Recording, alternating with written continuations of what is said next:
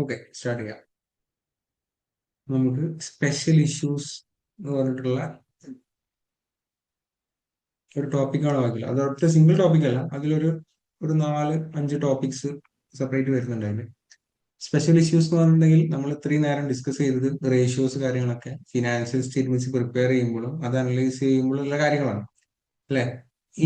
ഇതിൽ കുറച്ച് exceptional cases, special issues, അതാണ് ഇവിടെ നമ്മൾ പഠിക്കാൻ പോകുന്നത്. സ്പെഷ്യൽ ഇഷ്യൂസ് എന്ന് പറഞ്ഞാൽ ഈ ഫിനാൻഷ്യൽ സ്റ്റേറ്റ്മെന്റ്സ് പ്രിപ്പറേഷൻ ആയിട്ട് റിലേറ്റ് ചെയ്തിട്ടുള്ള ചില എക്സെപ്ഷൻ കേസ്, അത് എന്താണ് ആ സിറ്റുവേഷൻ, എന്താണ് അതിന്റെ സൊല്യൂഷൻ എന്നൊക്കെയുള്ള കുറച്ച് കാര്യങ്ങളാണ് അതിൽ ഡീൽ ചെയ്യുന്നത്.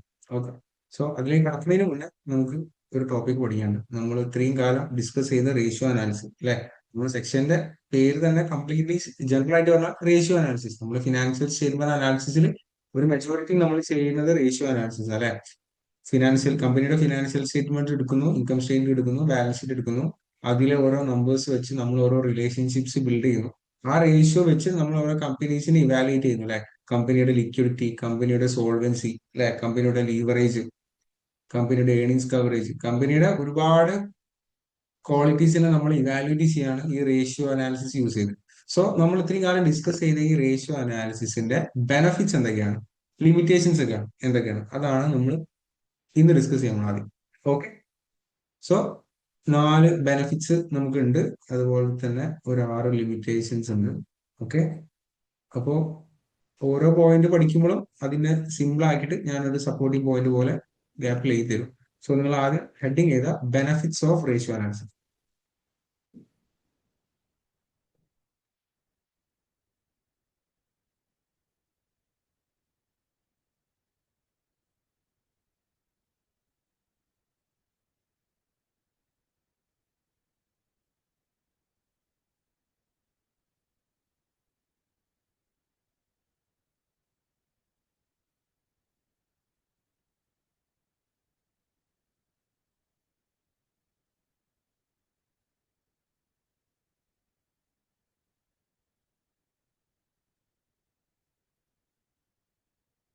സ്റ്റാർട്ട് ചെയ്താലോ?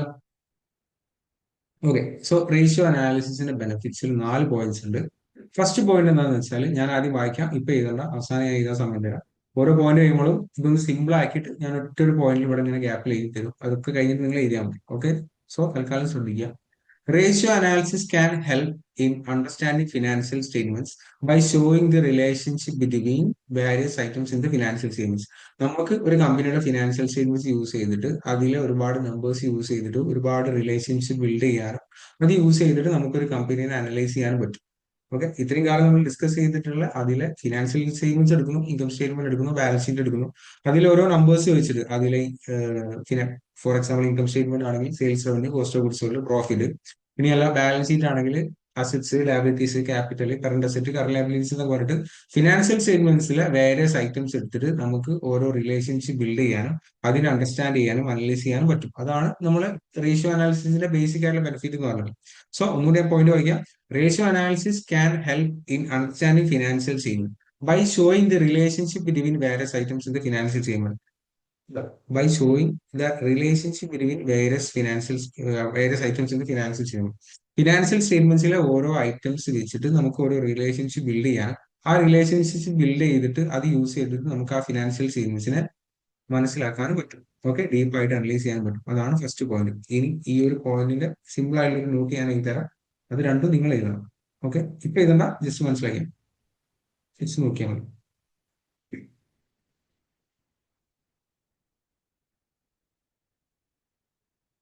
Instead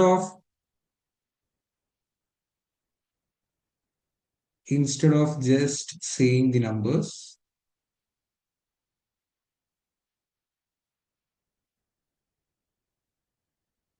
we can see how they are connected.